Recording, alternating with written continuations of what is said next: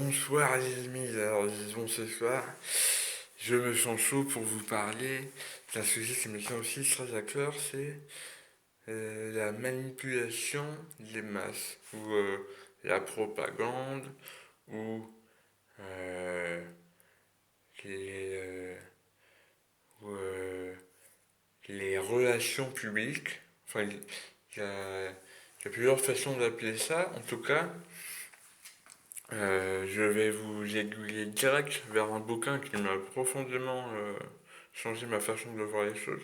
Ce bouquin, c'est Propaganda d'un d'un homme qui s'appelait Edouard Bernays. Ouais, mais écoutez,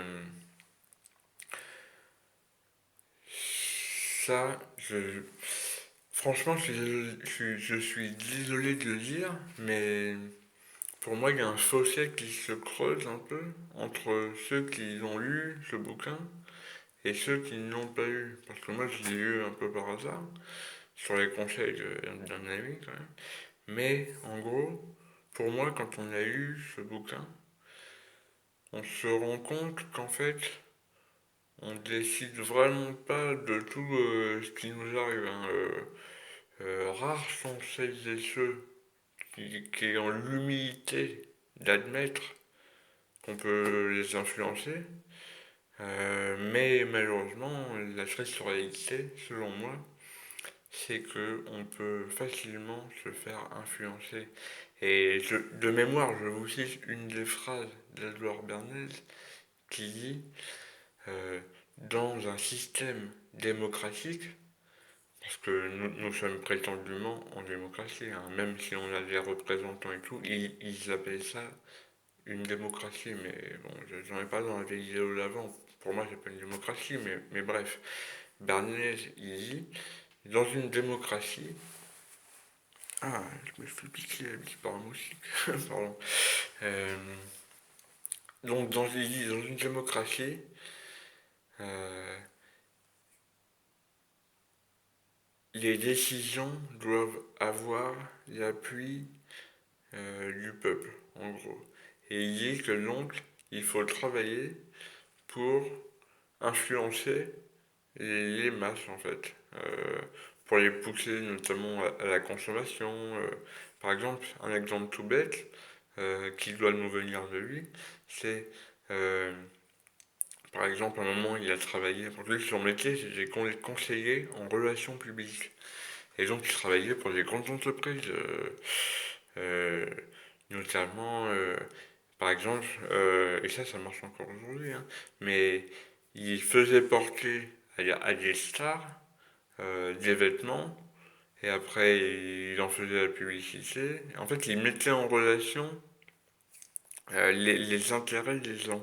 Euh, Bon, c'est pas si évident que ça à définir, mais en gros, euh, il part du principe que la population, c'est juste une foule, c'est juste un ensemble d'individus qui n'est pas capable de réfléchir correctement, et que donc, vu qu'on est en démocratie, la seule chose à faire, c'est d'influencer la population pour qu'elle fasse ce qu'on veut.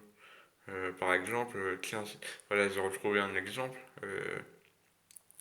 C'est par exemple en 1917, je crois, le président américain qui avait été élu en promettant au peuple qu'il ne ferait pas de guerre, et ben, en un an de propagande menée par Edward Bernays, il me semble, euh, eh ben, il a réussi à retourner l'opinion de la population pour que tout le monde s'en aille gaiement en guerre contre l'Allemagne.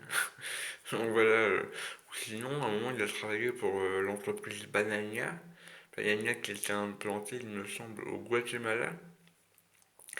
Et il s'est débrouillé pour euh, tout ça pour tout ça pour défendre les intérêts financiers de l'entreprise Banania, il a carrément été débrouillé pour il a créé un parti, il a renversé le pouvoir qui était en place, et ça a provoqué une guerre. Enfin bref, ouais, il part vraiment du principe que pas de pitié. Lui, ouais, ouais, bon bah écoutez, j'espère que ça aura donné envie à quelques-uns de lire le bouquin Propaganda d'Edouard Bernays. Euh, euh, voilà, et puis alors là, à noter que je crois que Edouard Bernays, c'était le grand-oncle du patron actuel de Netflix. Netflix. Et il y en a beaucoup, beaucoup qui sont abonnés à Netflix, hein. Alors la propagande, ça prend plein avec. Bon, bref, voilà. J'avais envie de vous parler de ça ce soir. Ouais, bah écoutez, je vous dis à bientôt. Si jamais il y a des choses intéressantes, que je trouve intéressantes à partager. Allez, bye bye.